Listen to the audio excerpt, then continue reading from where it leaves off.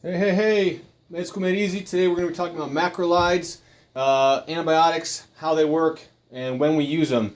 The thing about macrolides, the way you remember it is they all end in thromycin. So it's going to be like azithromycin, erith, and clarith. I realize the thris are redundant there, but azithromycin, also known as a z-pak or azithromax, clarithromycin, erythromycin, typically used to treat upper respiratory illnesses. Erythromycin, one that starts with an E, is sometimes used for like gastroparesis because it binds to motilin receptors and increases gastric motility. But for the sake of this video, let's focus on their antibiotic functions, the mechanism of action, and when you use them.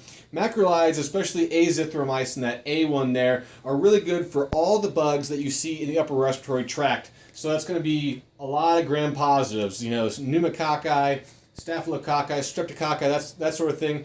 And they're also going to cover the gram-negatives that are pertinent, when you're talking about the upper respiratory system. So like H. flu, H. influenzae, or Bordetella pertussis, which is whooping cough. It's also good for some more like atypical or fringe bacteria like mycoplasma, which is walking pneumonia, or Legionella, those sorts of things. Now the way that these work, they're actually bacteriostatic, not bactericidal, so they don't actually kill bacteria, they just prevent them from replicating or becoming more rampant. They actually inhibit protein synthesis. So I'm going to write that down. This X kind of means inhibit and protein synthesis. Now bacteria need to be able to synthesize proteins, just like humans, to survive. They need proteins for all their basic cell functions and functions of bacteria, for that matter. And so macrolides work here on the 50S subunit of the ribosome. Now you remember the mnemonic that ribosomes and prokaryotes are bacteria. 30S small unit, 50S big unit, and together they make a 70S. It's all the odd numbers. That's what we're talking about, prokaryotes. So macrolides actually work here on the 50S, the larger subunit.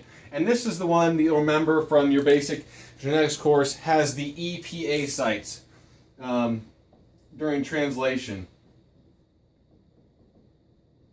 Now we don't know exactly what macrolides do, but we do know that they bind to this P site on the 50S subunit. So they bind there, and there's kind of two different thoughts, and the one that'll be on boards is the macrolides work by binding to that P site, that middle site there in the 50S subunit, and they prevent the peptide chain from accepting any new pieces. So basically they say this chain, whatever, wherever this chain is during translation, it can no longer get any larger. And as you know, if you inhibit that peptide chain's growth, if you prevent the addition of peptidyl bonds onto that chain, then that protein is not going to be able to be translated, and thus macrolides stop the synthesis of proteins, thus becoming bacteriostatic. The good thing about macrolides is they actually travel around really well on leukocytes or white blood cells. So leukocytes, through like hemostasis or hemostasis, or migration of leukocytes, they're going to move to the site of the infection. So macrolides, you take this z-pak pill, it hops on your leukocytes take it right where it's needed. They hop onto that prokaryotic 50S subunit and prevent the protein synthesis. Eventually your immune system will do the trick, kill off that bacteria, and your upper respiratory illness will be gone. One love, thank you.